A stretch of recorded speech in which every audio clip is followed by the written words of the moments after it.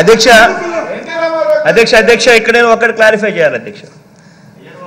Governor ప్రసంగం మీద నేను మాట్లాడాను, దానికి రిప్లై ఇచ్చేటప్పుడు క్లారిఫికేషన్స్ నేను అడగాల, పద్ధతి అది. బడ్జెట్లో మాట్లాడింది ఎవరు అధ్యక్ష? రాజా మాట్లాడాడు, సురేష్ మాట్లాడాడు. మీరేదైనా అడిగితే క్లారిఫికేషన్స్ ఇవ్వాల్సింది ఎవరు అధ్యక్ష? రాజా ఇవ్వాలా, సురేష్ ఇవ్వాలి. మాట్లాడింది వాళ్ళు, వాళ్ళ మీద వాళ్ళు మాట్లాడిన దాని మీద ఆయన రిప్లై ఇస్తున్నాడు.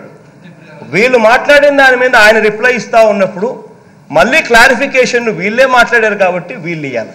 దీనికి ప్రతిపక్ష నాయకుడిగా నాతో ఏం పని అయ్యా? నాకు అర్థం కాలంలా. నేనైనా ఉంటేనేమి, నేనైనా లేకపోతేనేమి, నేనేమన్నా దీనికి పోతే నీకేమైనా అభ్యంతరమా అని అడుగుతా ఉన్నా.